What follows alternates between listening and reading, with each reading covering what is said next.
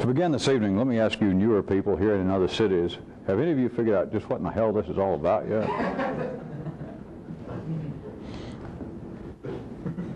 I'm going to bring up a subject that I have mentioned once in the past and tie it in with some more areas that should be of very practical interest to you if you have any practical interest in yourself.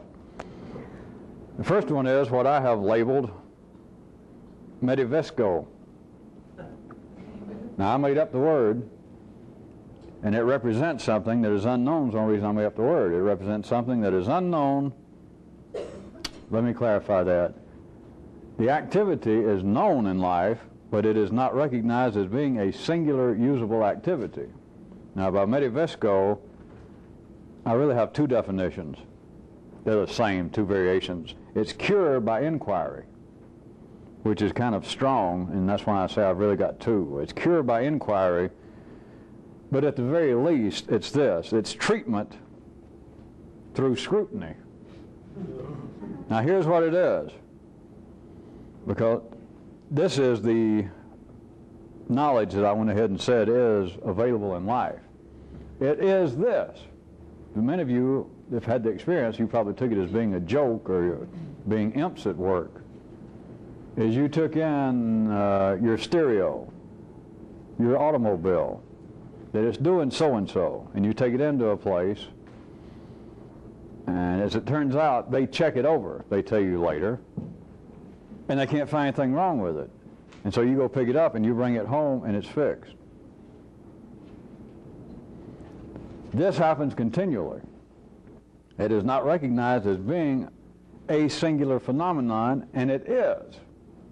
And the city it's not, and that's why they don't have a name for it. But I'm telling you it is. And it does not just happen through the work of demons and the little green people. There are many things in life that are subject to this if you know how to do it. It does not require what you would ordinarily think of as being actual operations, as being actual remedial action itself.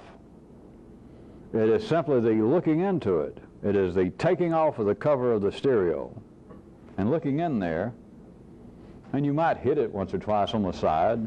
You might shake it, and you look in, and perhaps you don't know anything about electronics. But you do that, then you put the top back on it, and you put in the 4 screws, you plug it back in, and the son of a bitch is fixed. You do know, of course, that I am not going through all of this, even if you don't know what the hell this is all about yet, having to do with the repair of electronic or mechanical equipment. It is just simply a non-discussable, assumed fact in the city, to ordinary consciousness, that if you're going to do anything to yourself, if you're going to help yourself, if you're going to work on yourself, then you've got to work on yourself. That is, you've got to have the knowledge of the service available. You've got to have knowledge of methods. You've got to know exactly what you're doing. Or you have got to believe that you have found someone, a psychologist or a rabbi or a guru of some kind, who knows what they're doing, and they'll tell you exactly what to do. All of you should also know that this is open to a grave vistas of disappointment. And what I'm telling you, that you are continually confronted with the possibilities that are not exercised of Medivesco. That you simply look into what appears to be the problem.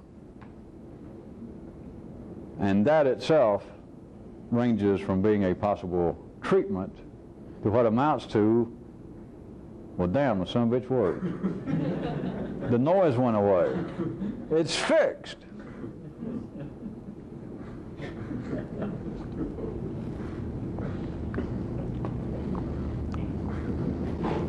There is nothing that is sacred in regard to Medivesco. If you have anything in your opinion, and this is one of the great areas, that your opinion is the only one that's worth anything. Now, of course, it's not worth shit, but it's the only thing that's worth anything. That if you have anything that to you is a problem, you cannot now ignore what I'm telling you is a singular piece of information, that there is a process never before named, that is a specific process outside the realm of the city, metavesco, that simply by inquiring into the problem. But you got to understand what inquiring is. It's not thinking about the problem. It is inquiring into the problem. It is looking at the problem on the basis that many problems can be fixed. They will not withstand any amount of scrutiny. Not thinking about them, not worrying about them, they'll withstand that because they're the same thing. But that anything that to you appears to be a problem, you have got to exercise metavesco. You've got to take the top off the stereo. You've got to at least, if you know nothing about the internal combustion engine and its peripheral parts, if you got a strange noise under the hood and you don't know anything other than where the key and the starter work together, at least go out one time and open the hood and look down at that son of a bitch and maybe bang on a few things that don't seem like you can do a lot of much trouble. But if nothing else, look at it. Look at it and do this sort of thing.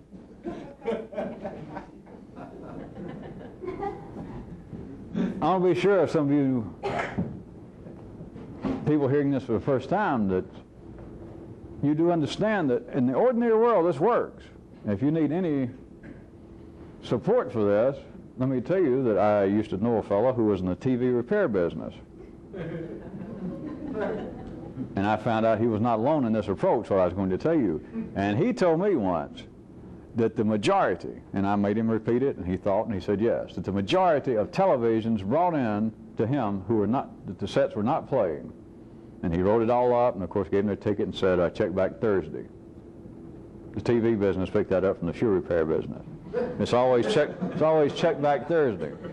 He said that the first thing he did when they left, as soon as they got out of the shop, and he said, went through his little spiel about how much the minimum cost price would be and all that. As soon as they left, he plugged it in and gave it a sharp hit on the side. And he said the majority of sets worked. And he said he didn't understand it, he didn't know anything about it, but he'd leave them plugged in. He wanted the people to try and get their money's worth. He would leave them plugged in until Thursday. Yeah. But he said the majority of them, once he hit it and it came on, that was it. Now, he never heard of metavesco. I didn't talk to him about it, but I want you to understand that it works out in life. And you have been subject to it, whether they told you that or not. Now, you have got to exercise this. You cannot put it off. And I said I was going to tie this with something. I've talked already about the two possibilities in a certain manner available to humans that appears to be their singular, one of their singular talents in the 3D world, and that is you can either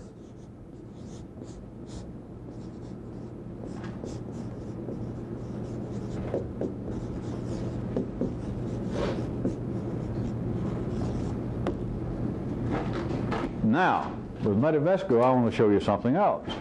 There is another dichotomy here.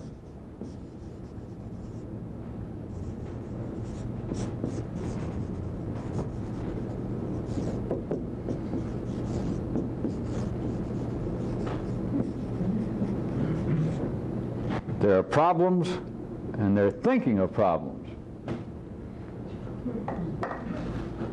The ordinary level of consciousness, back in the city, there would be no need for this distinction. It just blurs like everything else. In the city, there's no need for the distinction of acting or thinking of acting. That's why you never heard it, why no one ever came up with it. It's irrelevant. They don't need it. It's not necessary, even were it allowed, but it's not necessary for city life.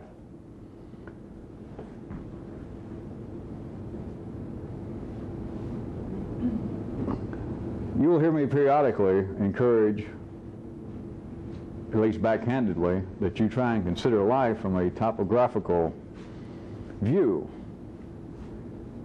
And again, I'm in an area that there is no ordinary term for this,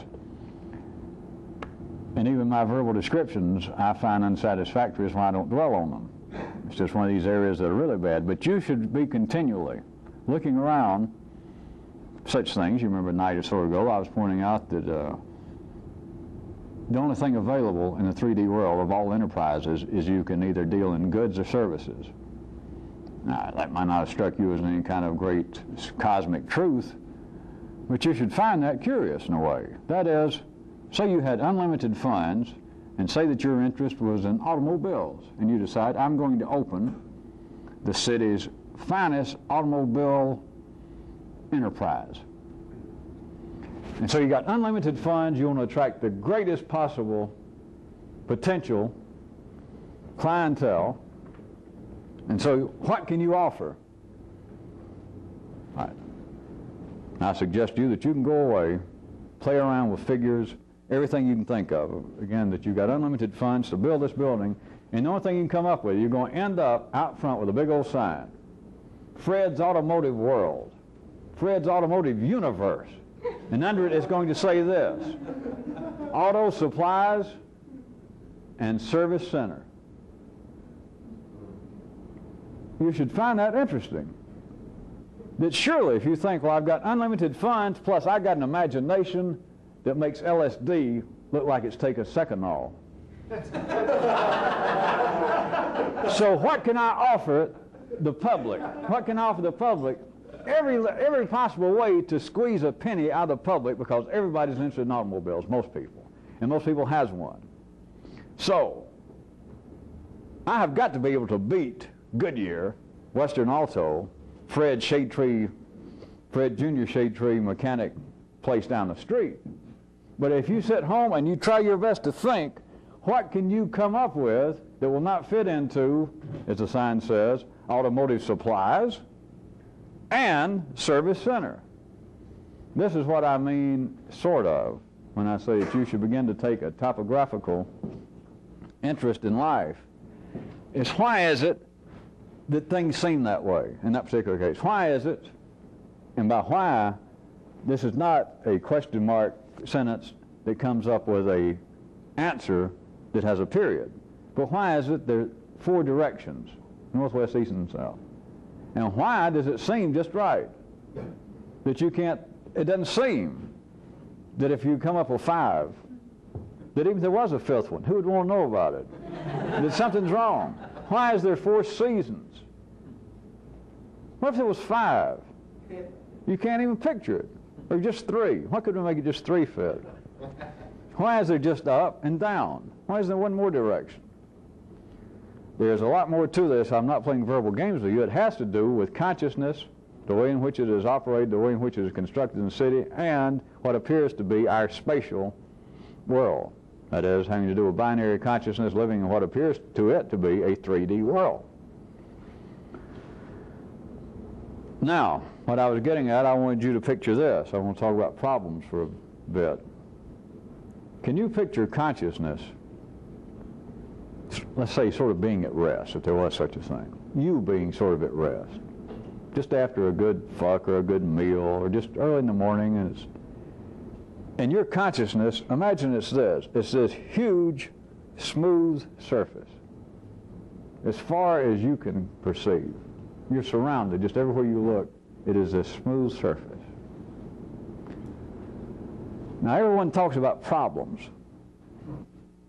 And people they talk about problems, and ordinary consciousness does, as though a problem is a something, like a nectarine, or a kumquat, or a shoe, or an automobile.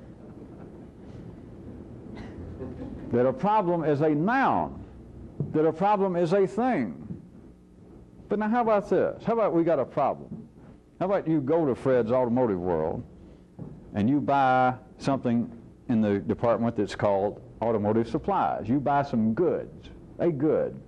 You buy something for your automobile, and it does not perform in the way in which you expected. It seems to be broke. And so you go back. You got what? A problem. It seemed like a real problem. And if I suddenly jumped out of the bush and said, what's the problem? You say, well, all right, I've got this, let's say it was you bought a battery. It's supposed to be fresh off the shelf, needs no prior charging, and you put it in your auto and it won't crank. And so you'd say, all right, the problem is the battery. Don't be too hasty.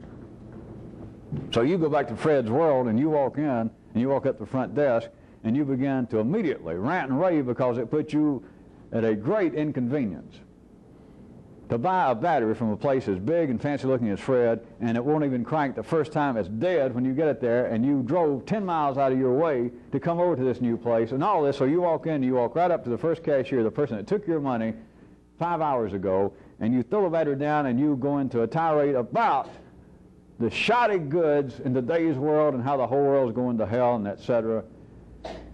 And the problem, you look, another person is going to become part of your problem. They're going to help you do something. And by the time the cashier can get a word in edgewise, she says, you know, I couldn't agree with you more about shoddy shit, but I can't do anything about this. You're going to have to see the person over there. Now remember, an ordinary person will say the problem is the battery. But now this other person, they thought they had a problem, and then they realized, well, wait, here comes the complaint person, and so they said, well, I don't normally handle this. And it could be, for all you know, that they're supposed to handle it. But the cashier says, go see so-and-so, he's the assistant manager, he really, you say, well, he can take care of this? And she said, yeah. And possibly she could have. But there you were, hollering, slobbering at the mouth, you wanted to go on coffee break, and so you seemed agreeable, you pick up the battery and you go over to this guy. All right, as far as she's concerned, it went back smooth. As long as you left her alone and you went somewhere else, it was like you carried the problem with you. Not the battery, the problem. Now this smooth surface, to get into the topology of it, can you look at problems as being somewhat like this? Exactly like this. A problem is like under the smooth surface is a lump comes up. You know, like this smooth surface, let's say it was, you know, a great piece of material.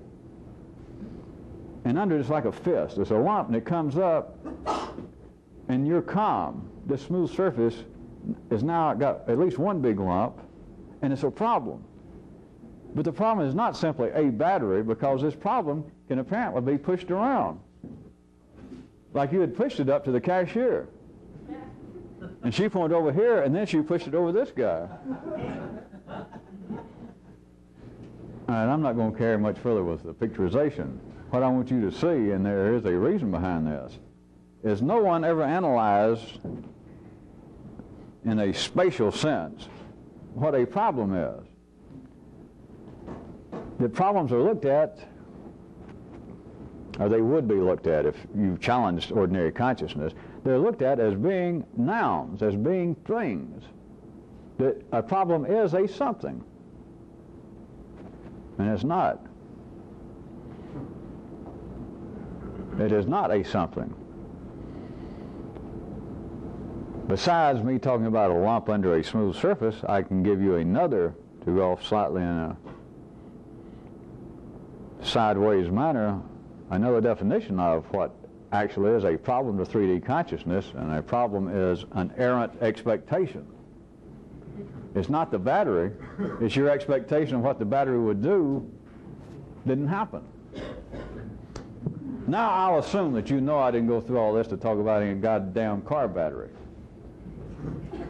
That's not the problem in your life, although with some of you, I'm sure those kind of things seem to be quite challenging problems, enough to make life a bitch anyway, just one little thing after another. But generally speaking, people look upon problems as being something more humane,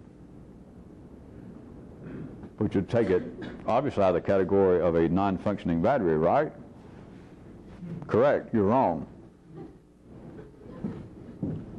Errant expectation. What is? I'll give you a couple of seconds. If we're outside the field of automotive mechanics and stereos and hard goods, then the people, what are their problems? What is your personal problem? What do you see as being your problem, you as a human being? Does it not fit in? Can you find any exception that everything that seems to be your problem, whatever it is, your lack of success with the opposite sex, your lack of financial success, whatever it is, errant expectations. It is a lump Contrarily to the smooth surface, also note, the smooth surface is what everyone expects, what consciousness is wired up to expect to be everything from heaven, paradise, for all religions. What is it? It's a place where you go and there are no lumps. It's a place where you go and it's all smooth sailing. Never a discouraging word, no buffaloes on the range, not even in the house. No lumps to come up. No batteries that don't work. No autos that do not crank. No stereos that go zzz.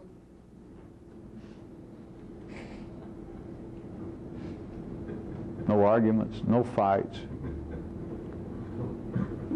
Not only no untoward stimulation, no stimulation.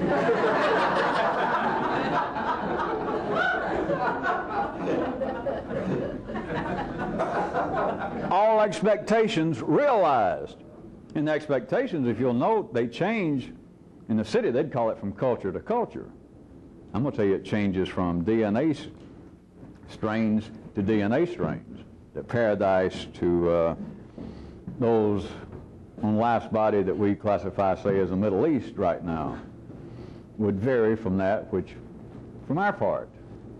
But the expectations, whether it be that heaven or paradise will be a place where you never get sick, a place where you never grow old, a place where you're, this takes us out of the realm of most Western ideas of paradise, a place where you never are horny. Not because you're not sexual, it's because there's plenty of women. The particular religion I was thinking about is, I guess you'd call it very sexist. They don't say anything about women having men. But at any rate, it is still that all expectations are realized. No frustration. That's paradise. What would that do to ordinary consciousness if it was possible here with you now? Brain dead. We're talking about what will amount to a flat EEG. No problems. Your consciousness would be outside the realm of 3D spatial reality. You would have no problems. You would have no thinking of problems.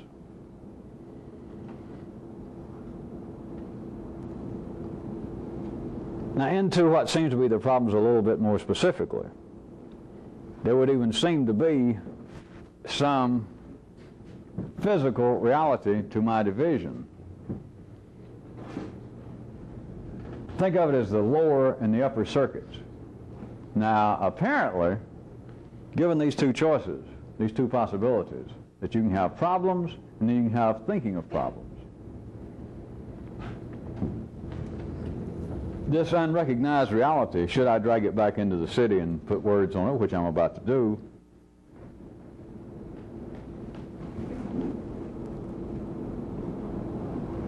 to the lower circuits in the city, it would apparently be a case of real potential problems, primarily being this one. Ill health. It apparently is a problem. One that I will not even argue with. But then the upper circuits, the younger circuits, that which seem to be the thinking part of man, that which seems to be the thinking part of man would be more a matter of thinking of problems. Because the extreme upper circuits, what I'm calling the yellow for the time being, what you would think of as being the actual seat of consciousness, your brain, does not get sick. Oh, sure, you can have some old cheap tumor and all that stuff, but it doesn't get sick. It doesn't get arthritis, and it doesn't throw its back out. And believe it or not, it doesn't have headaches because it doesn't feel. So you've got two apparent possible realms going on. That you've got the lower, older, nonverbal circuits that I'm saying would apparently be involved in my division, would be involved in real problems, but limited I'm suggesting to you almost entirely to matters of actual health and the lack thereof. And then in the younger, vociferous, higher circuits, it's not so much a matter of any real problem, not in the sense of it being something that is tangible, such as ill health. The younger circuits are engaged in thinking of problems.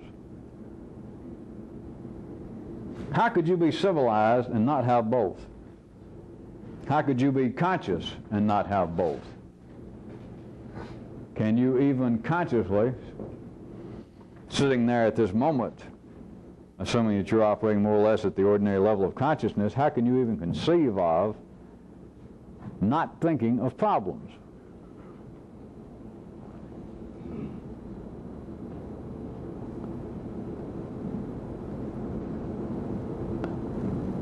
There is, in everyone, as you should be aware by now, an internal conversation going on continually.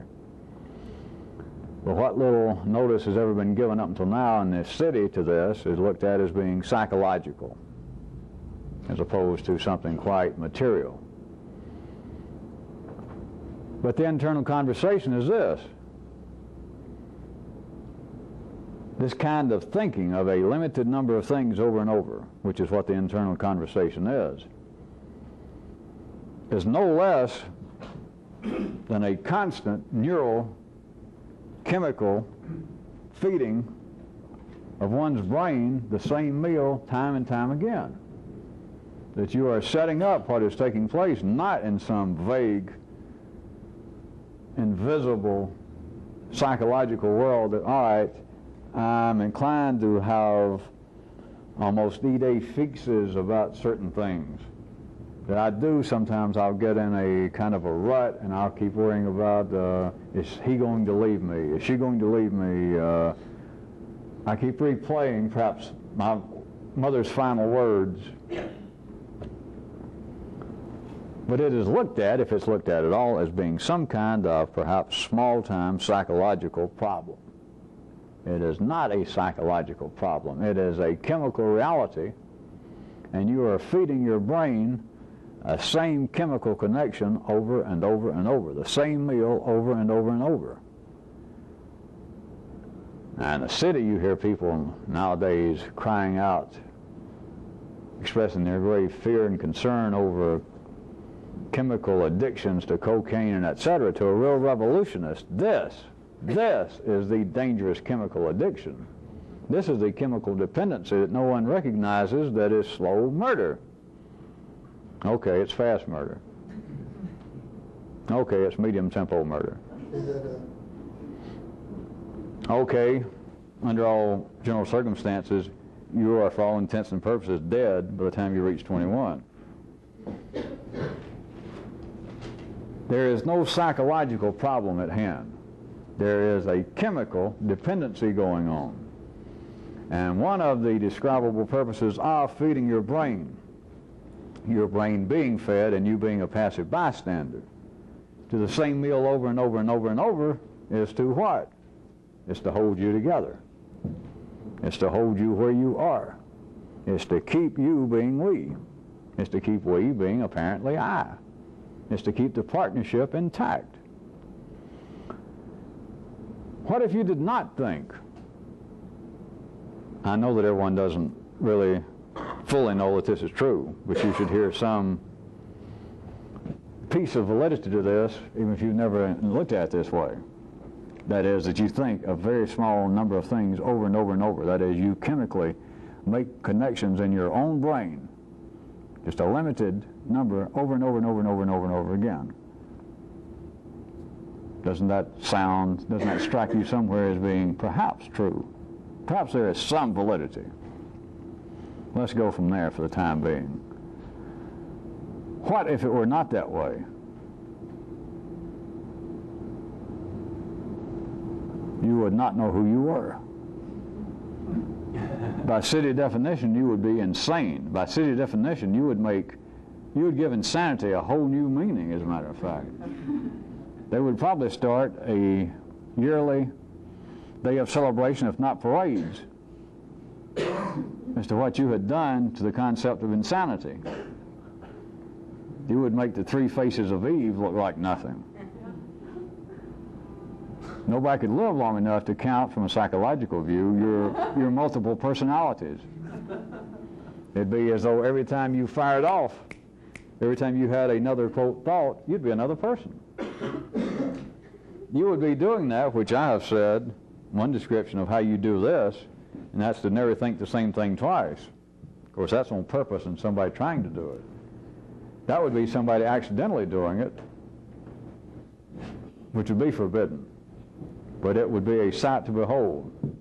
They would have to, besides insanity, they'd probably also have to redefine what an atomic explosion was, because your atoms would go in every possible direction at once.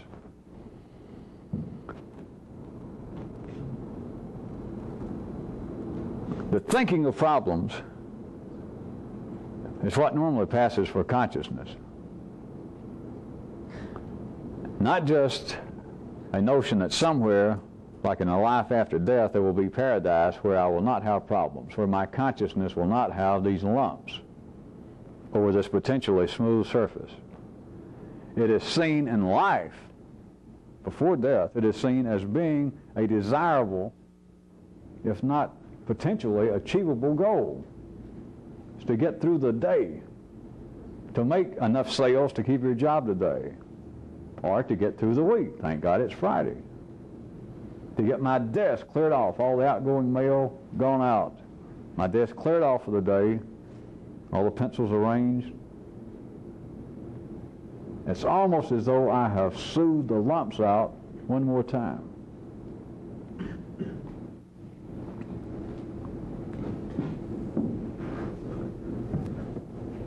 There is a way to be conscious that is not lumpy. But it is absolutely unnatural.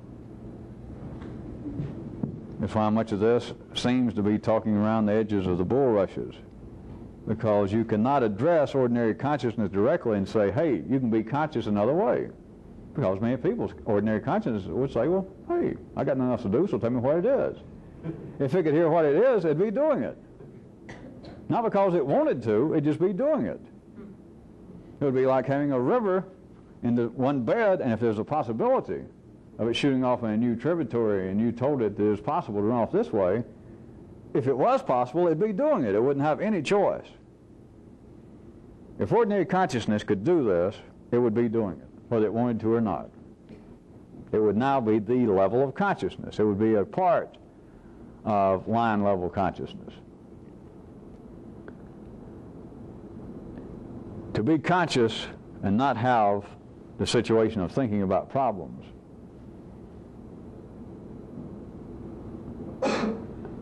requires that one activate the brain, the nervous system itself, into an area that in a sense has no solid foundation in right now.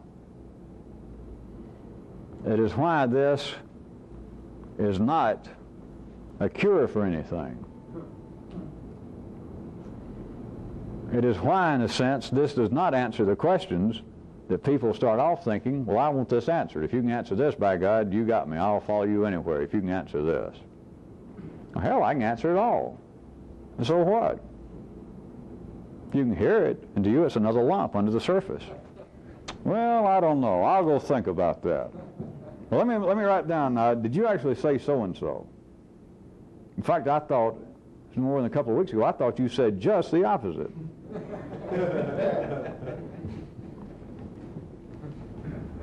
In a quite real way, to be conscious in the manner in which this is involved with, there is no sturdy city pass to it. That everything that you try to bring into it, that all right, a lot of this sounds like blank. Fill in anything you read. A lot of this sounds like some Zen book I read when I lived out in San Francisco back in the late 60s. A lot of this sounds like so-and-so Sufi teacher. This sounds like some kind of such and such New Age psychology. If you say that, I don't care. But you cannot go from there anywhere, because the reality of this has no foundation in the past. I don't mean just the literal past. It has no foundation in your past. It is like an internal, I can't believe I'm about to say this, it's like an internal virgin birth, without you being a Christian, without you being a Hindu, without you even being religious. It is like the birth, see, they call it the virgin birth in Christianity, like it was a birth to a woman who is a virgin, which is astounding enough. But see, the real virgin birth is something else. See, they got it twisted up again. What I'm talking about is the birth of a virgin.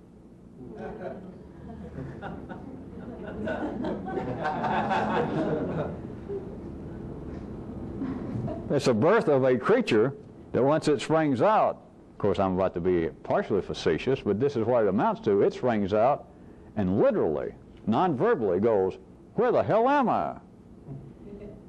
But that's not true with other births.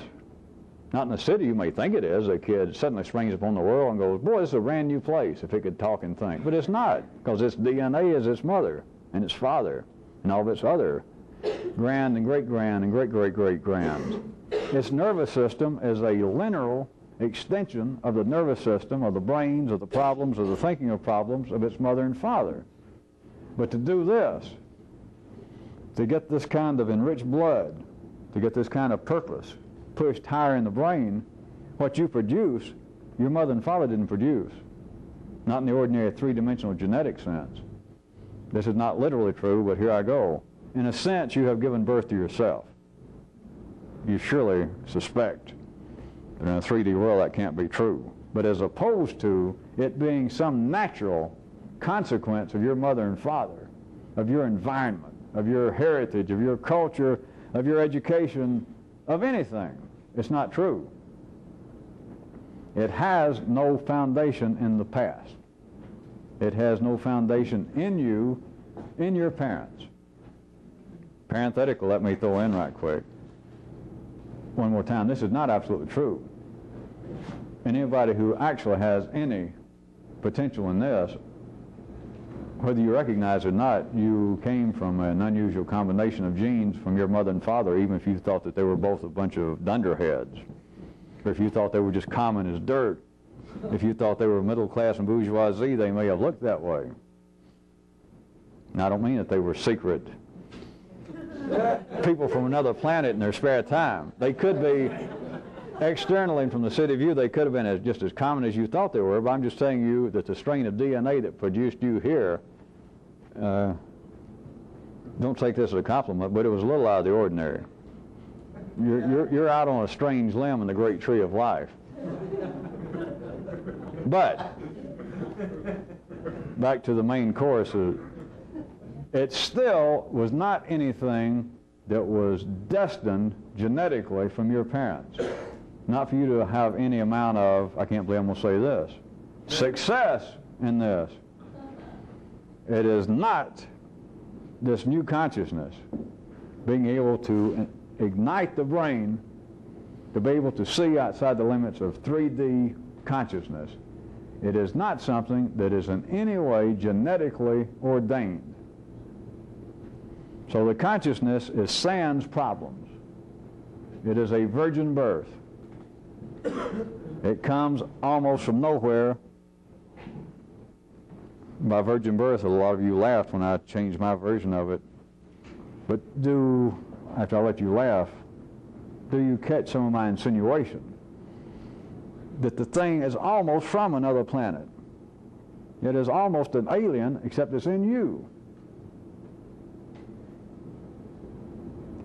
The most alienated part of it, from some views, is the son of a gun has no problems. It has no questions. But compared to the ordinary level of consciousness, it has an all-seeing eye, as that great philosopher Sonny Boy Williamson used to sing about. It's got an eye that will make the greatest partnerships and the greatest tyrants in the world, which the only ones you should be interested in is in you, will make them all look away.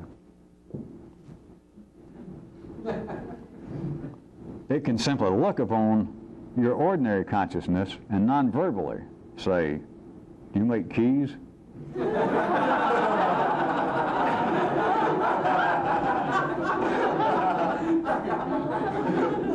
But see, in the city, it would be backwards. It'd be backwards in the city for you to stick your head in the bridal shop, in a bank, in a mortuary, and say, do you make keys? In the city, it would be assumed that you should be embarrassed and look away when they say, make keys, my good man, this is a mortuary. What would we do making keys? And for you then to go, oh, I'm sorry. But you understand, I'm saying it would be the other way around. When you've got no background, when you've got no history, when you've got no problems, then this kind of consciousness would look in at the undertaker and say, do you make keys? And the undertaker would look off and be ashamed of the fact that he didn't.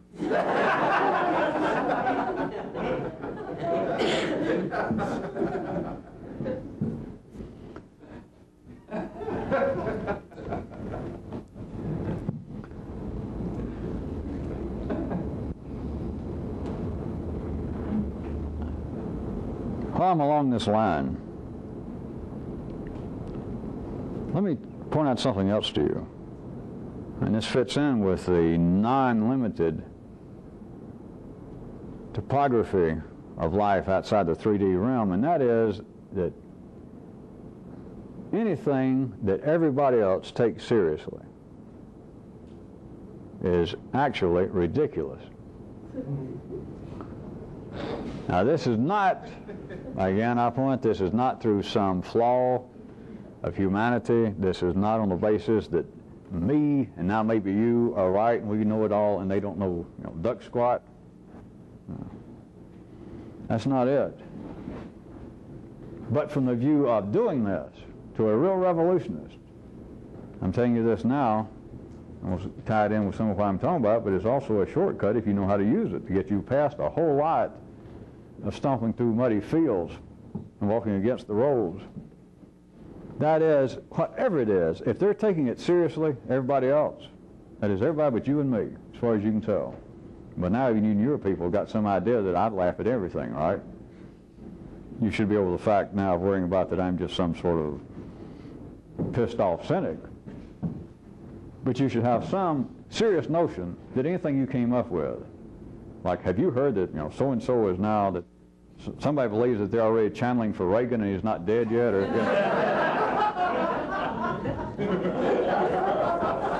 that some scientist somewhere has been able to prove mathematically that God must exist.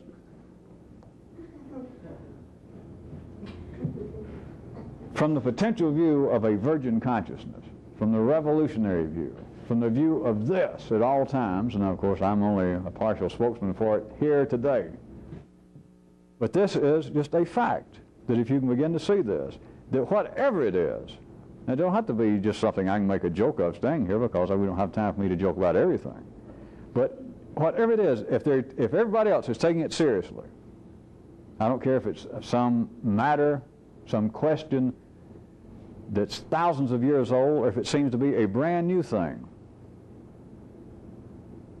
that a brand new thing, one that comes to mind 6 months ago was certain kinds of fish oil was already been proven to be of great benefit for your health, especially the cholesterol problem.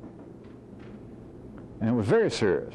So all the networks, all the magazines I picked up in the newspaper, and it was serious business. Within a few days, it was reflected. I saw advertising on TV that some pill was already out. It was serious business. I mean, it's your health. You can count on this. Not that they're wrong. Now, the city has to go that way. I'm talking about you and me. That's the only thing that you can have any faith in right now. If it's serious to everybody else, you can bet your life on this. You can depend on this. It's actually ridiculous. It is. And if you would get a whiff of that, look at the time it will save you.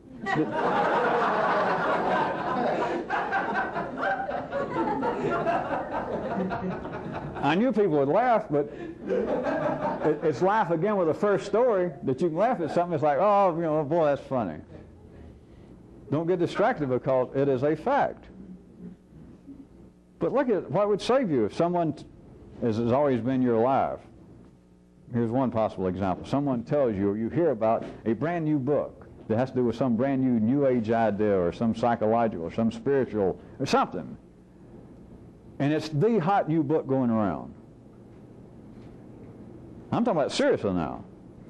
To the kind of people that you thought had the same interest as you do, the title of the book, the review you read, or some friend says, hey, you remember the kind of stuff we used to read back in college and we used to sit around and talk about, philosophize about life? Yeah, I found it. This woman's written this book, this guy's written this book. If everybody else is taking it seriously, save your money. Whatever it is. There's no exception to this. None. None. I don't care what it is. I don't care how or in what way your particular consciousness at city level would find some particular area or areas to be sacred. Not just in the religious sense, but actually sacred, that there's some things that are serious, that, yeah, you can stop there and joke around, but there's some things that are serious. If they're serious to you, they're ridiculous. That is, at line level consciousness. Anybody, I don't care who, popes, rabbis, the world's greatest philosophers, if it was me, that is, if it was you, if you began even laterally to get outside the absolute hold of ordinary consciousness, and you begin to see the things that you take seriously, I'm telling you the truth. Trust me, or try to. Just trust me just a little bit, and then you'll see it. If you take it seriously, it is actually ridiculous. Now you know by now, I guess I'm beginning to wear it out. I can throw in profane adjectives. If I'm doing that so much, I guess most of you are getting accustomed. So let me just be nice and simple. It's actually ridiculous. If anybody, that includes you, takes whatever it is seriously, then count on this. I guarantee it. No conditions. I'm not speaking paradigmatically. It is actually ridiculous if anybody takes it seriously. Anything.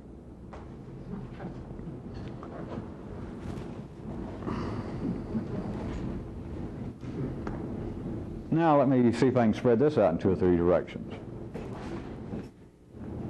That which does seem to happen to you in life, that which does seem to interest you in life, that is, the numerous little bumps and humps under this otherwise hoped for smooth surface of consciousness.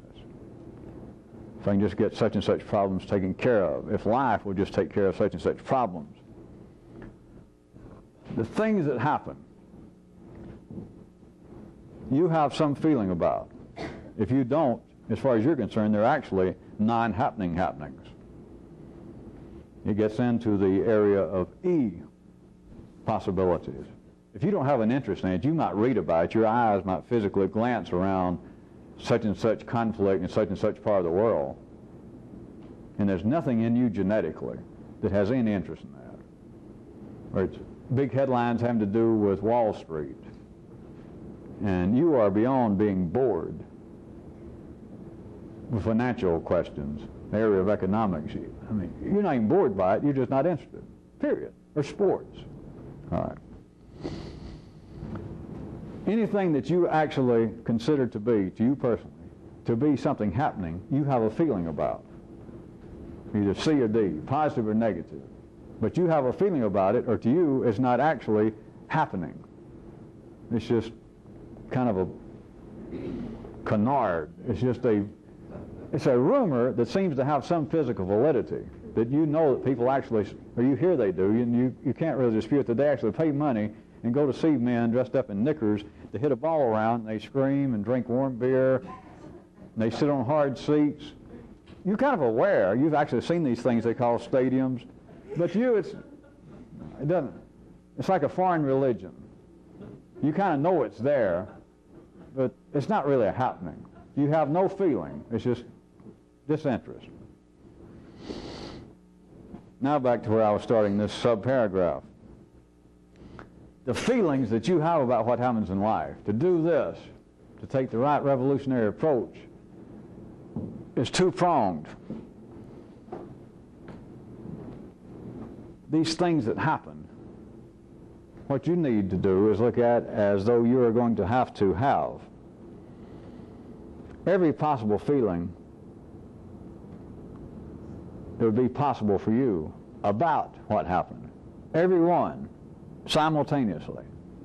But every possible feeling, not just a I like it or I don't like it, but every possible feeling about it, comma, and at the same time, no particular feeling at all. You cannot just have one, you've got to have them both. But note, in the city, left to ordinary devices, you could not naturally have either one of those. They either sound, to your consciousness, to anybody's consciousness, they sound impossible, either one by itself, that is. Impertinent, insane, irrational. Does that about cover it? Either one. To tell people, all right, whatever you feel about things, about what happens to you, what happens in life that catches your attention. You should have every possible feeling that is possible for you that you could have about that one event, that one happening. Have every possible feeling. Have it. Well, that's insane enough, as I said, or impertinent enough. Or to take the other one by itself and say, well, anything that happens, you should have actually no particular feeling at all. That is, about things that you feel something about. Your feeling should be one of no particular feeling at all. Well, that's obviously insane. So look at the difficulty. Not only would be either one of those looked at as being insane, or if somebody thought, well, I'll give it a shot, they'd find it to be impossible. That is not the way the blue circuit operates in ordinary people. That is not the way consciousness operates in the city. But then to say that you have got to do them both, you've got to have every possible feeling about that which happens and catches your attention. And at the same time, you have got to have no particular feeling at all. You have got to spread out before yourself the infinite smorgasbord while having hardly any taste for anything there, or finding everything on there to be equally tasteful, or finding out that you can live on anything. You could live on mushroom soup every day of the year. That is, you're a real revolutionist. You could live on apples, none but apples and water. Soda crackers. Or you could live on a combination of them. But in a sense, you would have to have presented by yourself to yourself an infinite menu, and you would have to have no particular taste for anything on the menu, but you've got to have both.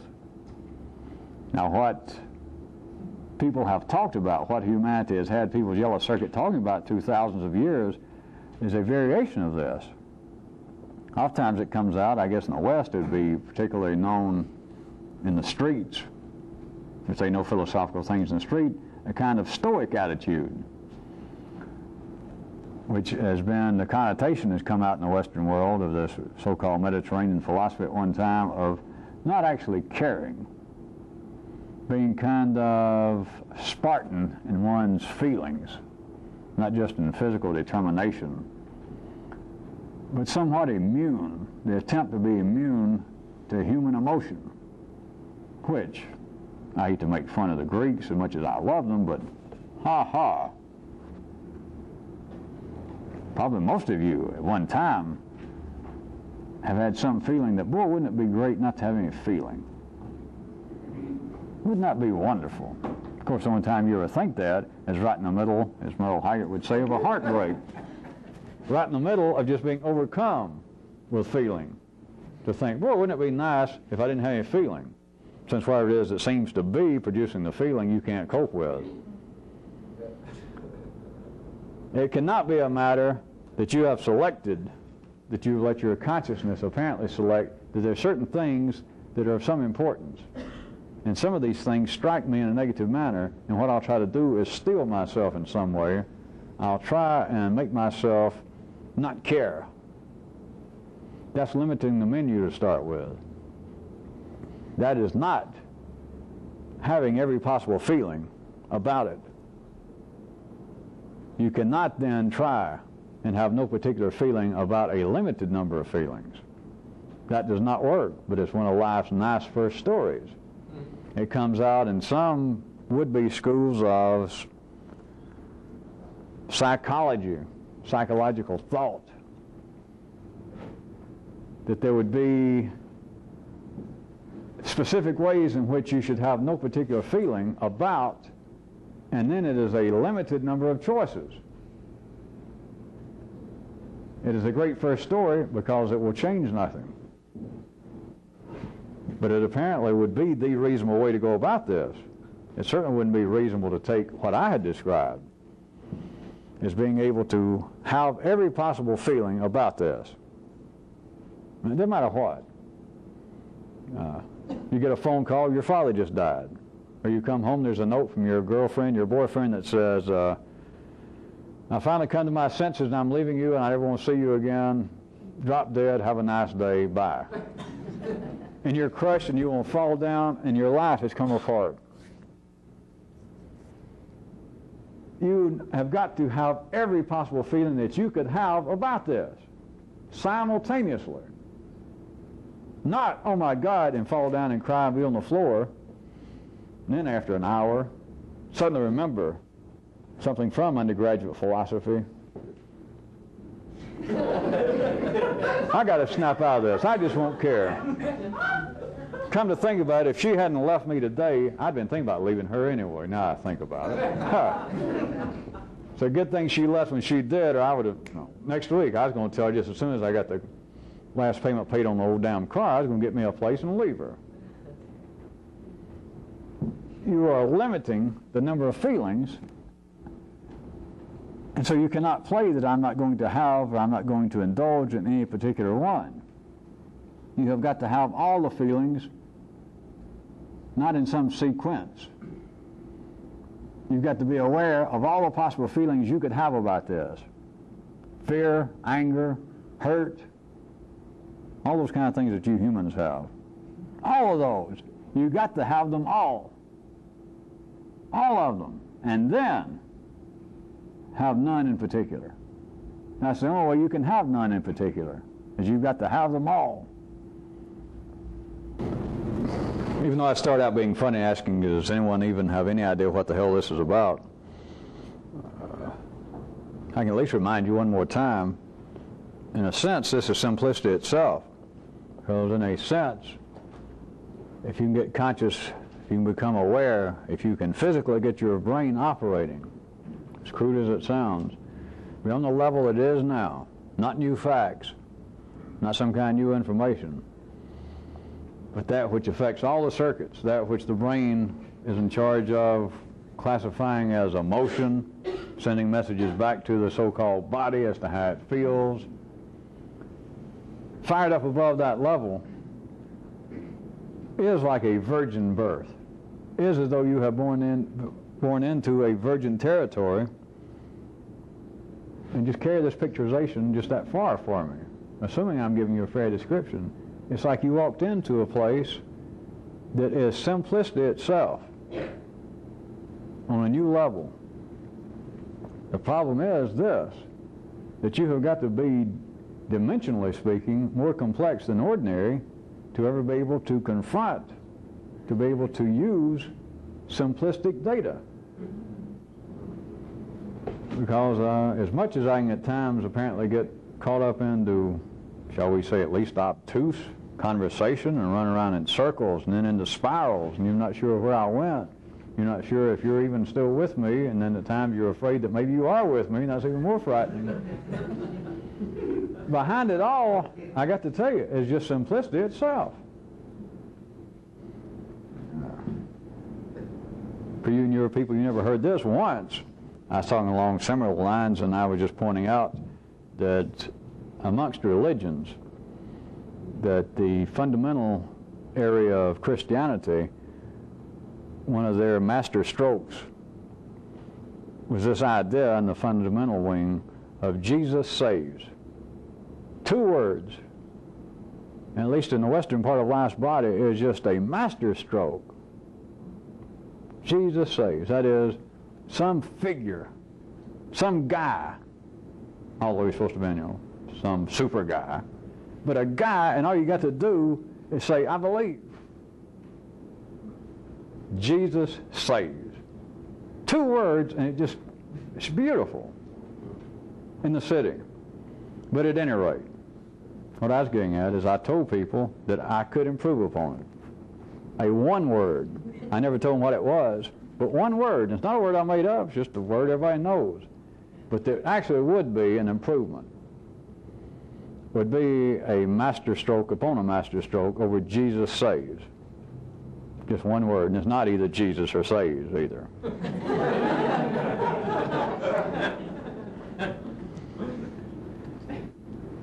There is a simplicity to this that cannot be confronted by ordinary consciousness. Last time we met, for instance, a lot of you were going along and seemed to have gotten something out of the way in which I was pointing out that which happens in the forum, that which happens in ordinary life, that which happens in the city, the way things are, they tend to stay that way, at least in one lifetime, which is the only thing you can go by, your consciousness of your lifetime. But the way things are the way they tend to stay. And then I said, if we could deal in that level, I could just skip all that and say, hey, what we're talking about is habit. And some of you giggle then. But you could not. I could not hold somebody's attention to start with. And so here, the secret thing is habit.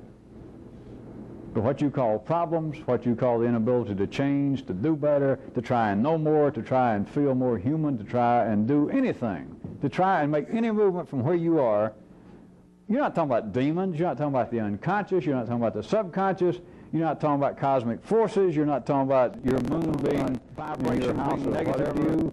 You're talking about habit. Who would pay to hear that? Who would climb stairs to hear that? Who would sit still for 20 minutes, 20 hours, 20 times, and you say, all right, I'm going to tell you what it is. You're not dealing with demons and all that and negative cosmic forces. Habit, habit, habit. People would go, Jesus, talk about a fraud. Habit. Well, everybody knows where you don't know. Consciousness can say, oh, well, no, wait, you're right. I probably talk. I'm inclined to say, you know. And I'm prone to slouch when I sit, and I do smoke some. Now, the habit is you being you. The habit is being human. There is a simplicity that takes running dimensionally the complexity of an additional dimension. You have to run it up to a certain height, and then it's as though you have gone into another wonderland. It's as though you have gone into new vistas, and that consciousness is smoothed out on a brand new level that is almost childish.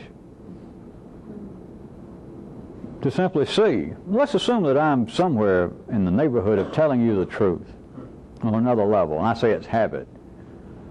What if I'm more or less talking in the proper ball field, and you underwent whatever you would think of it now, some kind of great cosmic breakthrough, you did become more conscious, and the first thing you saw was you looked around that all the world's problems and the weights and everything that people think they're fighting in the shadow boxing, you looked and you thought, so my word came back, habit, and you went, and that answered it. Just assume that somewhere verbally I'm telling the truth, conveying new information as much as I can. Assume I am. Would you not agree that that'd be somewhat of a surprise? To undergo some kind of rigorous, not the taking of drugs, but this even being worse, and your great new breakthrough is to see that Jesus, the name of life, is habit. Consciousness now would tell you, all right, if that is true, well, what a disappointment.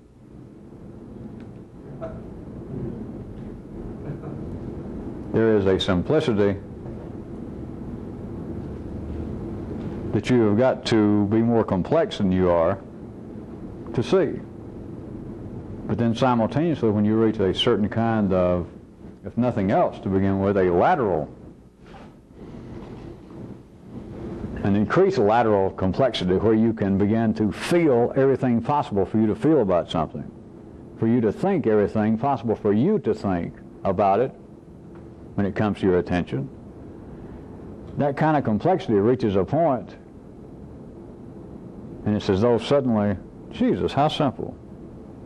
I'll leave it to you, any of you that's done all this strange reading in the past.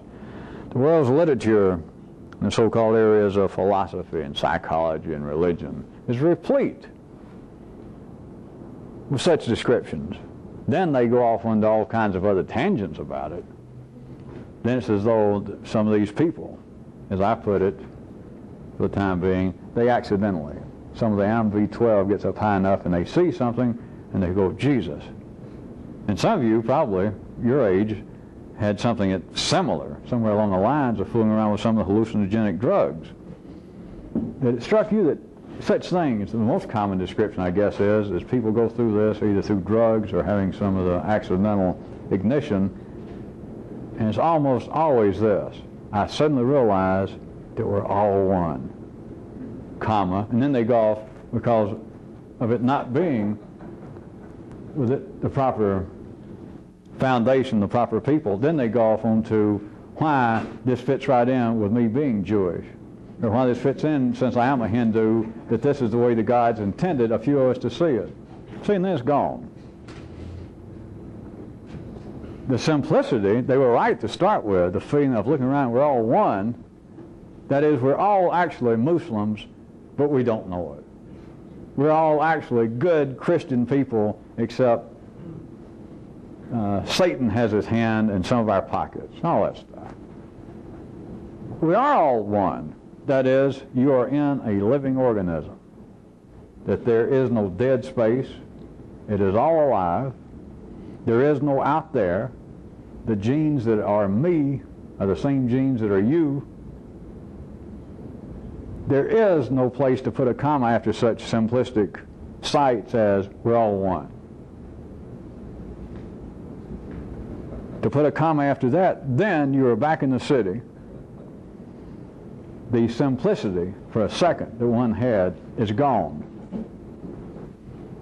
It now must become three-dimensionally complex again. You've got to fall back to the level, and the nervous system tries to explain what it is that I saw.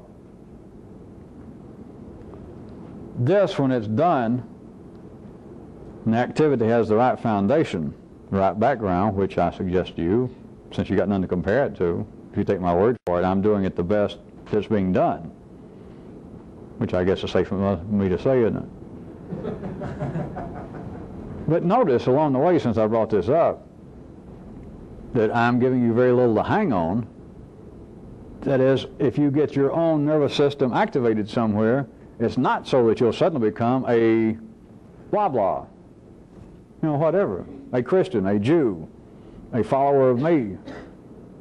You got nothing to hang it on. That is the virgin birth. That is virgin consciousness, to see that we're all one. But on a new level, it'd be, hey, we're all one, period. Finally, there'd be some places you could put periods. It's not, hey, we're all one, except, hey, we're all one except for these guys, or hey, we're all one if so-and-so would happen. You can't take any baggage with you. And I don't mean that as a moral statement. If you get there, you won't have any, but you can't take any. If you got any there, then nothing happens. You get a glimpse of something, and it's no more than drugs. It wears off. You can't keep it. It's the feeling that, hey, once I saw something astounding, and I can't get it back.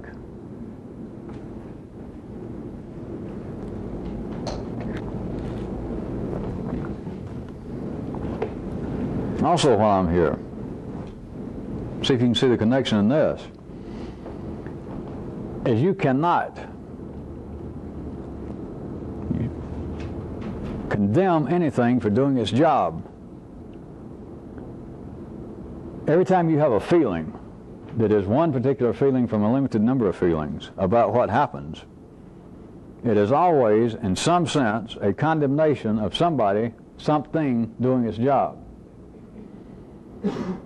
in the city, within the forum, within the sphere of the blue line level of civilized behavior, of the lower circuits being meshed with the upper circuits, being a kind of chill put upon them. There is inherent in that a continuing condemnation of things doing their job. That is one of the basis of the perception of lumps under the smooth surface. Consciousness perceives the lumps being things that are not doing their job properly. If anything is doing its job, it's doing it properly. There is no way for a thing to do its job improperly. But ordinary consciousness would look upon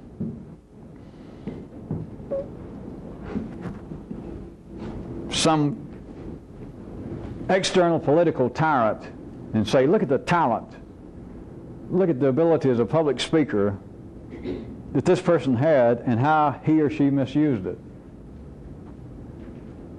Well, what did you want Mussolini to do? To set up a tent service? Did you expect that he was going to call on the Pope and say, hey, come over here and let's start a dance team? And it seemed like the heyday of Laurel and Hardy was sort of over and the world needed new laughs. If a thing is doing its job, if it's doing anything that you can perceive, if you are conscious of what it's doing it properly. But if you do not have every possible feeling about it, then there is always at least a 50-50 possibility that you're going to condemn the job it does, that you believe that it is malfunctioning. And it's not. If it is functioning, it can't malfunction. What can malfunction is your perception. Things either function or they're not functioning. Things are either alive or they're dead. Any adjective that is put upon the function is simply a flaw in your perception of it. It is an incomplete piece of consciousness. It is bad enough from a revolutionary view to believe that nouns exist, but then to believe that adjectives exist, as I believe in the legal profession would be referred to as compounding a felony.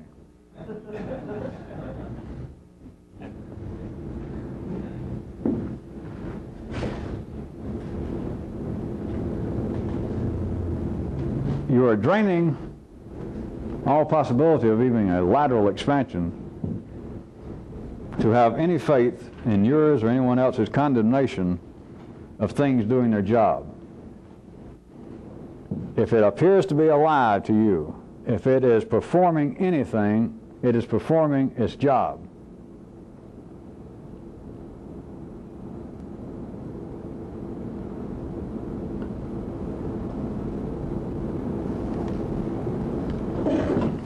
I see that's getting sticky. Let me refer you back to, I was pointing out that everything is alive.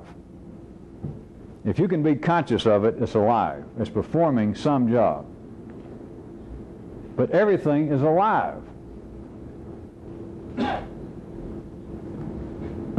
about real insane examples?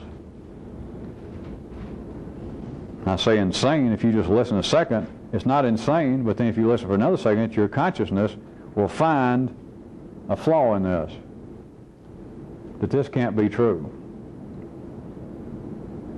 Did you know that paper is alive?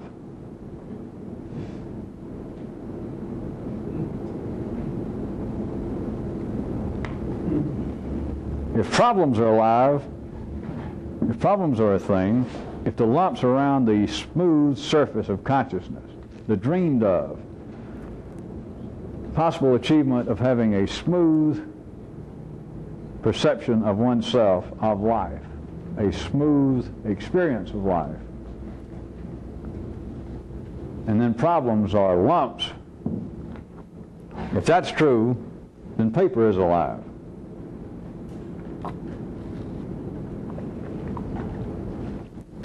How about a nice, distinguished, educated, well-to-do banker with a stack of papers of mortgages? Some have been paid off. They haven't been split into the appropriate piles. Some The bank itself is already written off. Stacks. And the man's sitting there going through it, and periodically he comes alive. His facial expression, his whole body, apparently his mind, and obviously his feelings. And he lays it over here. It's a piece of paper.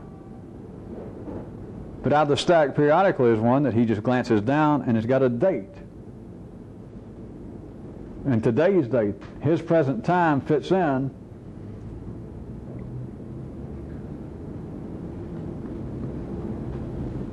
to the time frame of this mortgage. It is money still due the bank.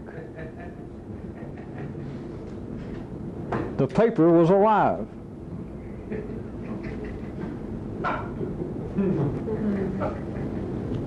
There's got to be a flaw in that, right? Well, what if it's a person that couldn't even read a mortgage? Didn't know how to comprehend it, and you ask them to go through it and see what they got out of this right quick. That some people enjoy reading these sheets of paper. And you say, yeah, and he went through it. Then there must be a flaw somewhere. It wasn't alive to him.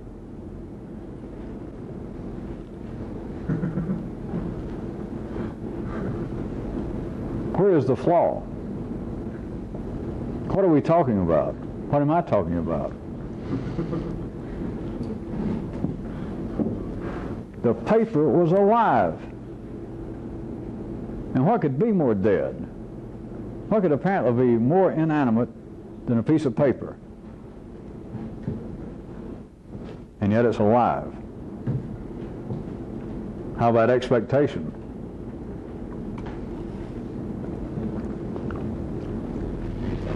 But ordinary consciousness believes that there is dead space, not only between living things such as people, but then believes that there are things that a living person can be conscious of that has no life. And a piece of paper seemed like a fair example to present to consciousness. Absolutely lifeless, inanimate. People have killed each other. Nobody liked the banker. I tried to be subtle, you people, but it shows what I get for my trouble. How about a man who goes out to the mailbox? He gets some morning mail, his wife's putting on the first coffee, and he opens up and it's an anonymous note saying, your wife is sleeping with the Los Angeles Lakers. And he goes in and he shoots the bitch. Where is the flaw in what I'm telling you? That piece of paper was alive. Now your consciousness, if we're going to play along just for a second, can try and do such as this. Well, it's the information on the paper. Right, yeah. You're going to show me the information. You're going to tell me then that a man's problem with Fred's automotive supplies is the battery. Well, how was it that the cashier could say, that's not my job, go over there? And she turned her head and the problem was gone. Not the battery. The guy could have left the battery and walked over there. The problem, this apparent thing that nobody can actually find except ordinary consciousness could have said, well, the problem is the battery. It's not. Did I not take it far enough in the beginning? He can go over and get the manager and get in a great discussion about the battery. And do I have to make this up in minute detail? The manager could finally agree, I'll replace the battery. But he could do it on the basis that the guy felt as though he had still been cheated.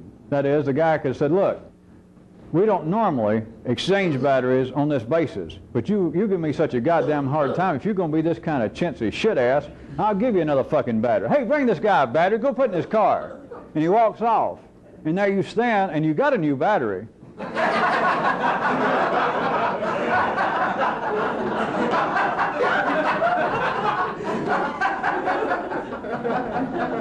Do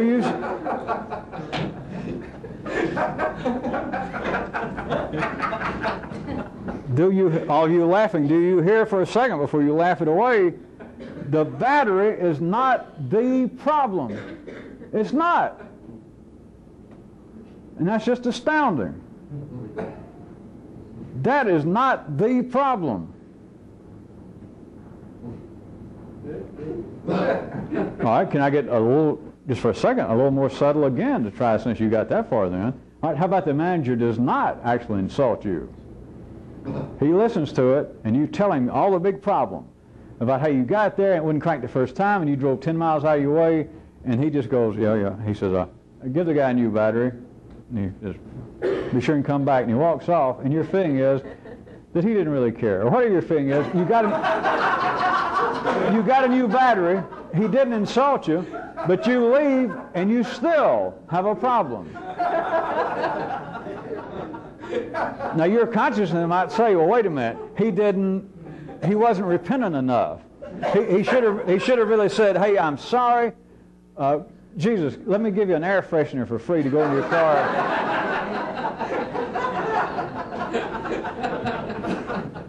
All right. I'm telling you, as astounding as this is, and some of you are going to laugh it away if you don't watch it, that you're just like, well, hey, that's almost something peculiar that you dug up again, a weird way of looking at it. It's not. The battery was not the problem. And if you believe that, if you go along with that level of consciousness, now I did this and I did little hand gestures and I wasn't being funny. If you go along with that, you will continue, without being capable of analyzing, to believe that problems are actually something, like little invisible footballs, little invisible car batteries. That problems are actually something. It's a lump came up in your consciousness. It's like somebody put it on you. Fred's Automotive this time, your girlfriend, your mother, the IRS, somebody that they want here. Just have a clear blue sky. You're standing around, or the guy went out to get his mail, innocently reaches in and he pulls out this letter that says your wife is sleeping. And it's like somebody, life went here and run off. And before you know what you did, you took it and you got this problem. There's no such thing. Errant expectations, but not things. It's not something that is handed you. If it was, how come you can't hand it off again? If life or if somebody can do that kind of childish thing to you, that you're standing on the playground and somebody taps you on the shoulder and you turn and go, what? And they drop it in your hands, like a rotten kumquat, and they run off laughing. If they did it to you, Jesus, you got to be as smart as some dumb kid on the playground, go to somebody else and go, hey. And when they turn around, hand it to them. You can't do it because there is no such thing. Problems are not things. Problems are consciousness.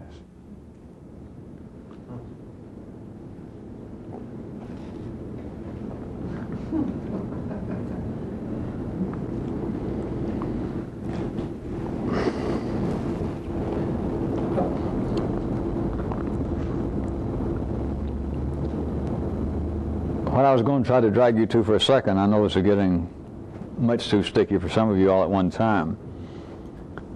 If you begin to at least try and take what I'm telling you and try and see it, that's not just strange examples or weird verbalizations I can string together, that everything is alive, then you can begin to find some way to get your perception on the fact that problems are not things. They're not batteries. They're not some rotten piece of fruit that life or somebody drops in your hand, or a letter.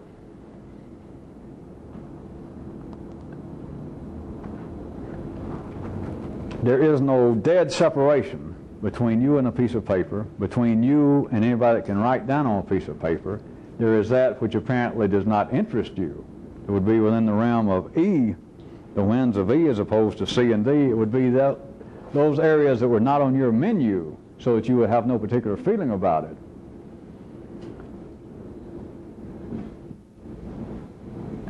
If you could simply begin to see that everything is alive from this podium, which obviously means something other than the three-dimensional atomic theory, but that this thing is alive. It's alive. And everything between you and I is alive. It could not be a dead medium, or you couldn't even hear me. I could not see you. You could not touch anybody. I could not touch this. You could not see me touch it. If you had some conception of that, then your idea of problems would be a whole new simplistic ballgame. All right, I'll put it this way. You wouldn't have any problems.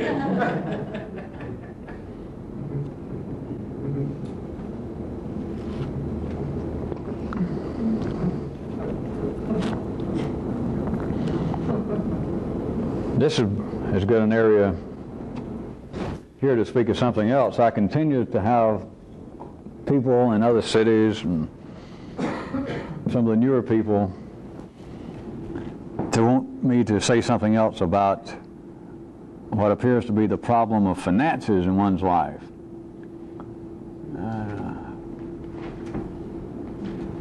I've already pointed out that an unfit hobby for a would-be revolutionist is health. But let me go ahead and say a few words, since people still believe this to be of interest, and to believe it even worse to be a problem. There are at least 4 specific unfit hobbies that I want to just point blank tell you in words. 4 unfit hobbies are health, money, romance, and worry. Now I could subdivide those a little, but that covers it. Those are absolutely unfit hobbies. Forget cocaine addiction and martinis. Those are unfit hobbies. Absolutely unfit. Now, as far as the perplexion that some of you continue to express to me, that you believe I just said things like finances shouldn't be a problem or not a problem, and some of you want to say, well, it is a problem with me. All right, I'll expand this just a little bit more, because I don't really talk about unfit hobbies that much. You just need to either see it or you don't for the time being. When I was talking about health a while back with you and your people, recall I pointed out, if you're sick and there's any chance of any treatment available, if you break your leg, go have it set. Go pay a doctor to set your leg, unless you won't do it yourself. If you've got a real bad impacted wisdom back molar, I would suggest, well, of course you can save a few bucks doing it yourself, but go pay a dentist to pull the sucker out. All right? And on the other hand, if apparently you're doing things, pardon me, California, in your lifestyle, if you continue to spit up blood all day and night and you begin to think perhaps it has something to do with smoking, quit smoking. All right. But then I point out that genetically, absolutely, there is a subflooring, there is a level of minimal health for everybody. And for you to pursue this properly, for you to stay in this, you've got to find that level. And beyond that is where I do that little phrase of saying, beyond that, fuck health. At that certain level, there is, in a sense, I'm saying this in a 3-dimensional sense because there's a little more to it, but it's of no great interest. It's of no interest to you now. But I'm telling you to reach that level, and that's about it. Then there is no hobby. There is no miracle drug. There is no ambrosia. There is no particular kind of one-colored rice that you're going to eat forever that's going to make you become more conscious. It's going to ignite your nervous system. You simply have got to, just real quickly, I'm talking about quickly, get to this minimal subflooring, this minimal level of health for you. And beyond that, fuck it. That is, it's not a hobby.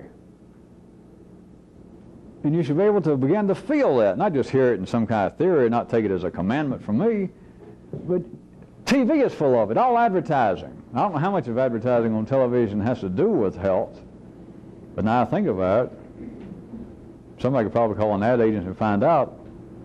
I bet you it's 60 or 70%, isn't it? But anyway, you see things, and then I'm not blaming Madison Avenue now. This is no kind of conspiracy at work. This is the nature of city life, that you'll see people smiling, these little scenes, these vignettes they set up of a man and a husband and wife, and the husband saying something like, I'd been feeling strange lately, and I went to see old Doc Rivers, and he said that perhaps, after he tested me, that there could be a potential problem with my cholesterol level. And his wife leans over and she smiles, and she says, and that concerned me too, and she hugs him.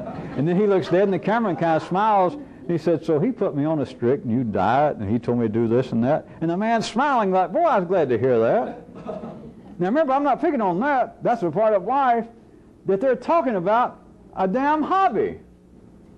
He's saying, but now, he suggested for one thing, I cut down on butter. And she reached again, she smiles, and she said, that's why I buy such and such margarine. And he smiles like, oh, isn't it great that I had to give up butter? I used to love it, but I had to give it up. Well, of course, the insinuation is I had to give it up so I'd live longer, which is not true. That son of a bitch, not just this actor, but everybody in the city is not going to live any longer than they live. And people do not die prematurely. People do not die before their time. Nobody dies before their time. Everybody dies right on the dot.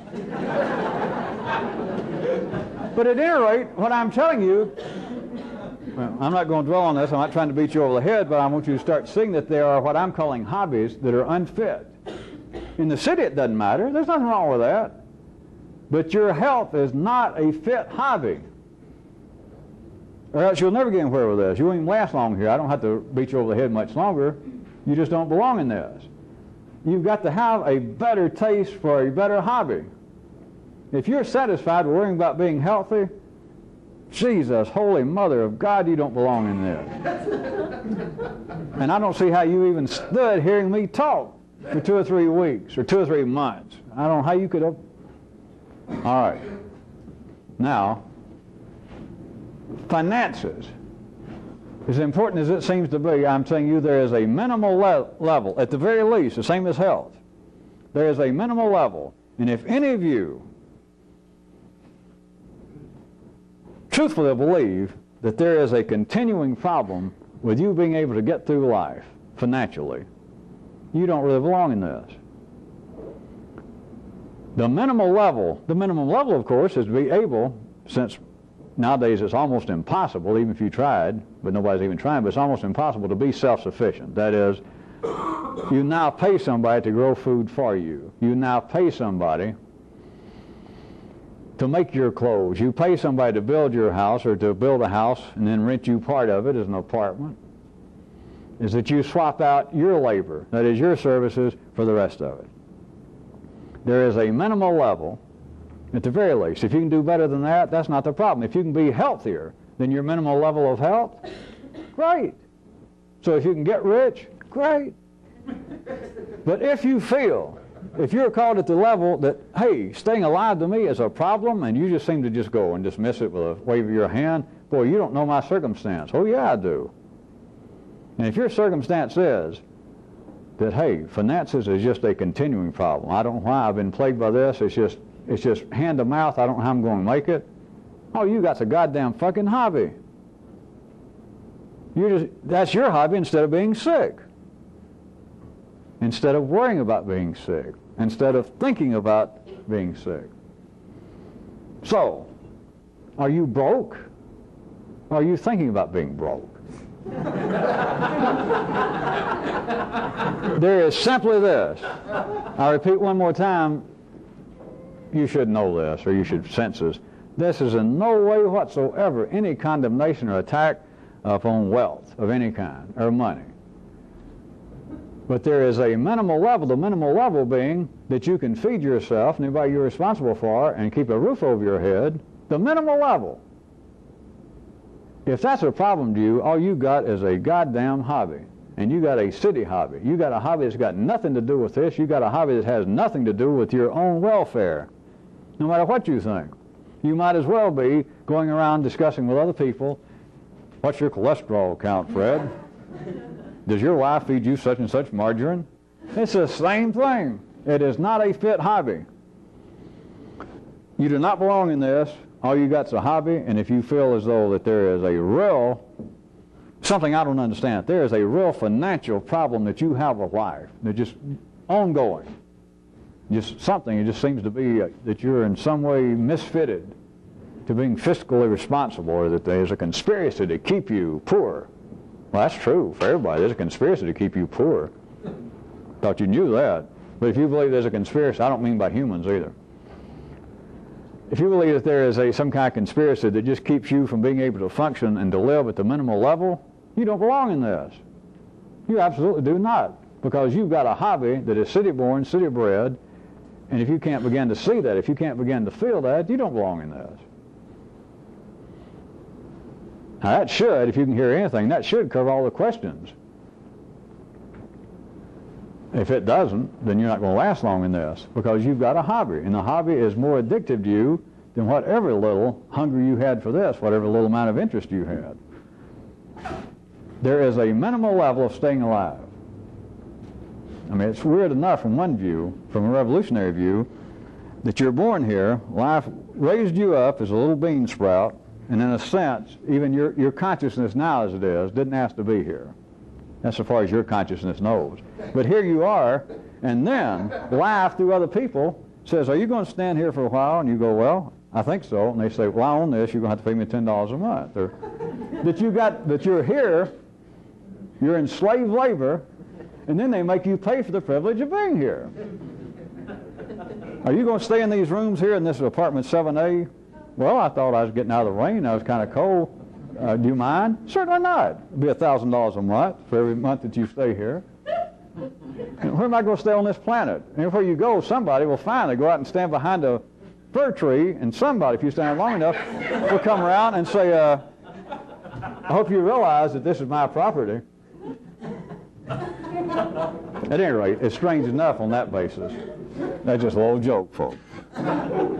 But if you can't handle that, then all you've got is a hobby. You may look at it as a problem, but I'm telling you it's a hobby. And the other two I mentioned, I wasn't going into them tonight, but it's the same thing. People who their hobby is romance, which is primarily love's a hurting thing. That is no fit hobby. A real revolutionist will not hurt for anybody. You're hurt bad enough being here alive. You're going to be hurt bad enough that you're going to be killed, and all this three-dimensionally is a waste of time. That's enough. Plus, you're going to be sick along the way. You'll probably break your leg while trying to have fun. Probably throw your back out right in the middle of really getting it on. Find a hobby you sort of like a little bit, like drinking, and then find out it's going to ruin your liver. I mean, all this is bad enough. But romance is not a fit hobby. And of course, the last one I mentioned in this go-around of worry is certainly not. That just picks up all the other three. If you're trying to weasel your way out that you don't have a hobby, that none of the others fit you, worry does.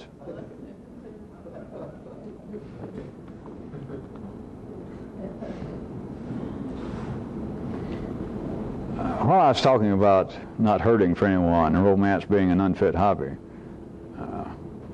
something else, I'll give you the one-liner. Since it's impossible anyway, a real revolutionist will not sacrifice himself, and of course herself, for anybody. But notice, since it's impossible, in the city they believe otherwise, that I can sacrifice myself. I saw a first great story. It's on the front of a church, which they have some great ones on these $35 real gaudy looking plastic signs that only the Protestants seem to utilize so beautifully. And it said, if you put yourself first in a relationship, it won't last. That's a kind of down-home Protestant poetic attempt they take on poor wayfarers on our streets and byways. If you put yourself first in a relationship, it won't last. You know, it's the play between first and last. And the thing is, in the city, that's all right. But do you understand that that is just absolutely, mathematically, is bullshit? It is mathematically impossible. It is an acme. It's apparently correct, but it's impossible. And if you've got any potential of being here, you should be able to hear what I'm saying. To say, all right, if you put yourself first in a relationship, let's just take a good old one-to-one relationship between, like a husband or wife, boyfriend and girlfriend. If you put yourself first, it won't last. If you didn't put yourself first, what the hell would you be doing there? I'm not being funny. Have you ever, not just you, but again, you conceive of somebody got kind of smooth surface consciousness, not doing anything, and they see to them this real ugly person. And they say to themselves or to the person, hey, ugly person, do you have somebody to love you or to be in a relationship? And they go, no, but I sure would like to. You think, well, here's a chance for me to sacrifice myself, and at least I won't be putting myself first, I'll go in this relationship, and based on that sign I saw in front of that church last week, this will be the kind of relationship that will last if I don't put myself first. Well, I don't know whether it'll last, but it may seem like it lasts forever. That was a real joke. It's simply this.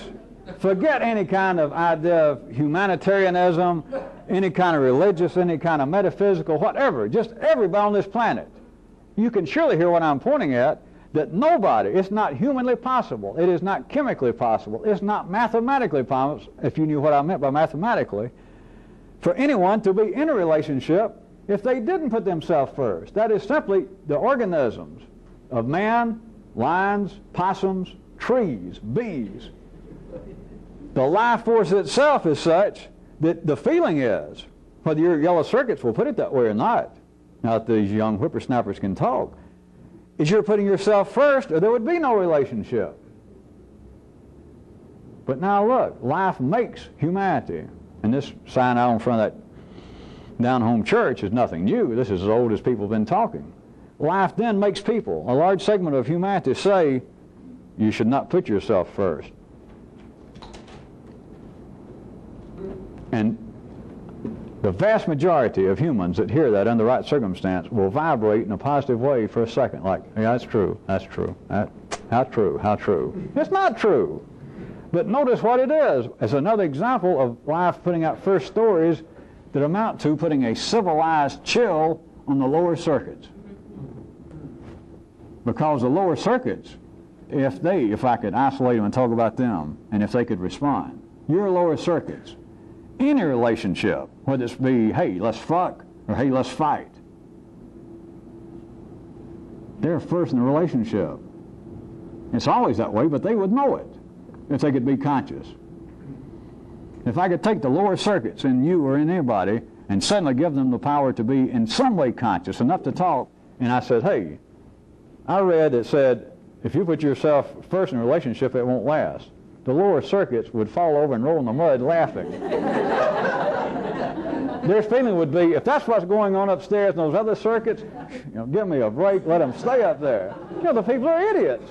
The lower circuits couldn't even make anything out of that. You mean I'm going to go and try to fuck somebody, and I'm not, wait a minute, all right, I'm going to see something I want to go eat, but I won't eat it because I want to eat it. But if I get real tired, I won't lay down, I'll jump up and I'll go do something, I'll run some more or something. Is that kind of what you're saying?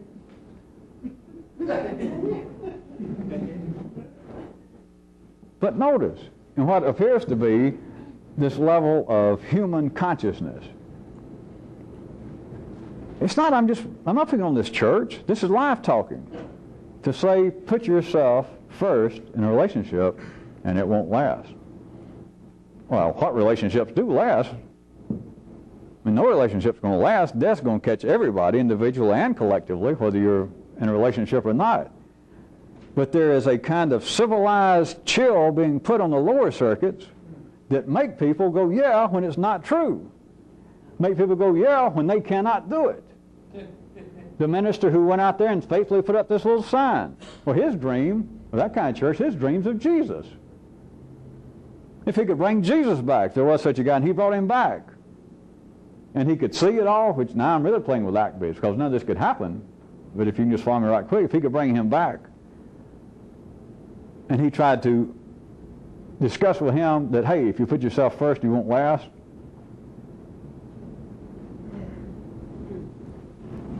It is a kind of civilizing chill that for life's own purposes, the upper circuits are now putting on the lower. And what it amounts to, this kind of civilizing chill I was trying to get to right quick before the tape runs out, is the feeling that you should be sacrificing yourself. Not only that you should, but here's the real tricky part, that you can. That's why I said that if it were possible, a real revolutionist wouldn't sacrifice himself. Since it is impossible, he doesn't. But you understand it's irrelevant? That I'm playing with a neckbeard now to say, well, you should not sacrifice yourself. And you can say, well, that's getting pretty rough, because I believe that people should sacrifice themselves. But notice I told you it's impossible. You can't sacrifice yourself. And only people in the city believe that they can. Not only that they should, but only them believe that they can. You cannot be a revolutionist. You cannot do this and believe that you're sacrificing yourself. I don't care whether it's for a love relationship now or your family. You cannot sacrifice yourself to your mother or father. I'm not saying that you can't do it because I say it. I'm saying it's impossible. But to believe you can, you're done for. To believe you can, the damage is already done from the view of doing this. You've got to see that it's impossible. There is no way to sacrifice yourself. You could try your damnedest and you cannot do it. No one can in the city. But to believe you can is the damage from the revolutionary view. You have simply reinforced this feeding of your own neural system along a line of a certain hobby. It could pop up in a general classification of apparently being romance or just general worry. You cannot sacrifice yourself. It is a form of a hobby. It will keep you right where you are. The belief that you can, the belief that you should, the belief that, well, I know my mother has always irritated me, but I got to stick with her. I know every time I get around her, all she does is berate me and make me feel bad. Now, this is your description. I'm not saying this is the way it is. That's your description. You say, yeah, but what can I do? I got to go over there. I always end up arguing with her, but I got to go over there. That is not a sacrifice. You're not doing anything positive. You're not doing anything that is objective. You're not doing anything. It is the genetic movements of life's own nervous system that causes you to do that. You are not helping anybody. You are not sacrificing yourself. You will not feel good when your mother dies and you go, well, she drove me crazy, but at least I used to go see her every Saturday. You have accomplished nothing. You hadn't done any harm. You just simply done nothing. But as far as attempting to do something like this, you have done something. You've helped bleed yourself. You've helped waste your time. You have pursued a hobby that had no payoff.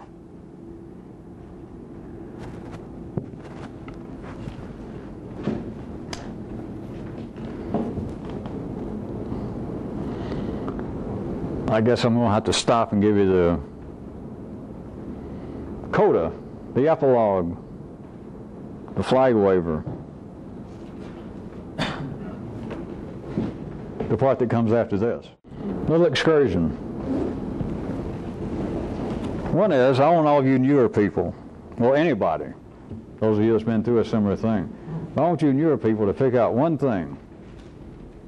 You remember my quoting of the great philosopher Henny Youngman, Doctor, it hurts when I do this, or don't do this. I want you to pick out one thing that hurts you, one problem you got, and I want you to write it down and hand it in to me next time. And you people out of town, put it in an envelope and send it to me. And sign it.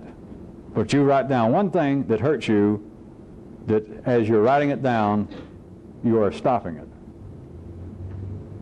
Of course, make it easy on yourself. They got a real small, a little childish, one of those real little easy ones. Just the teeniest one you can think of. Just the teeniest little thing that hurts you, that you can stop. Of course, you write it down, it's not a matter of can you stop it. When you write it down means you are then stopping it. That's the end. Just one little thing, just the smallest one. Real easy. Make it easy. Make it easy. The other one is I want you to do something a little more specific.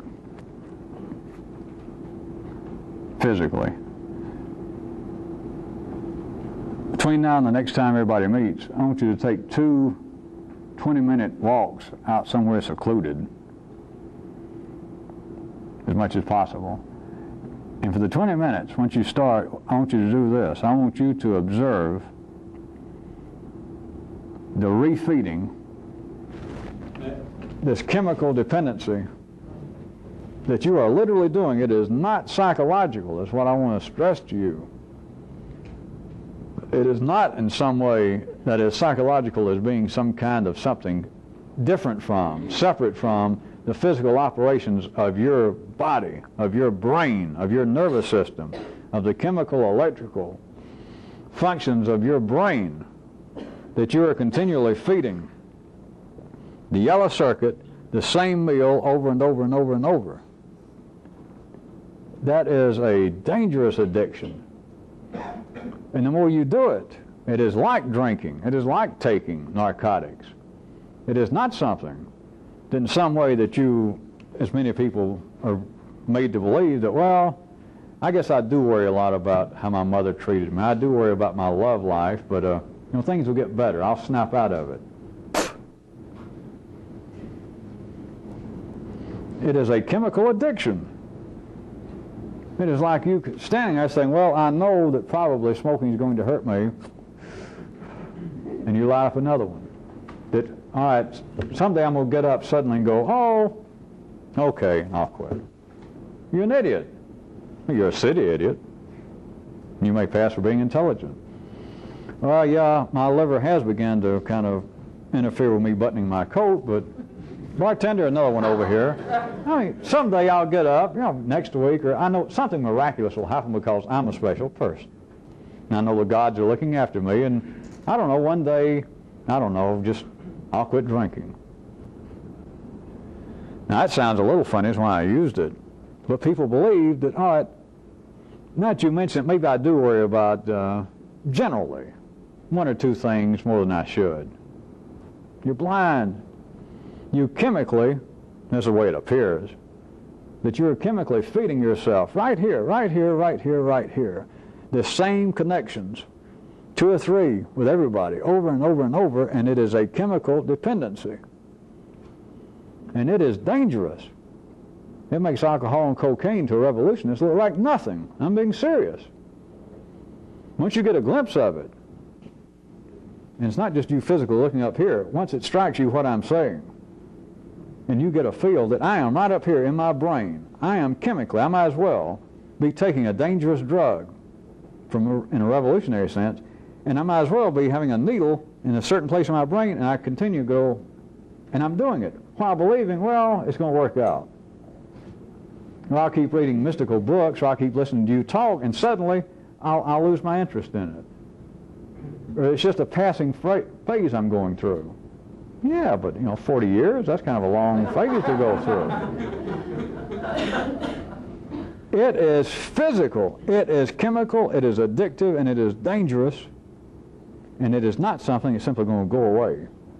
And it's not something that's relatively harmless, not to a revolutionist. It keeps you where you are. It keeps consciousness lumpy.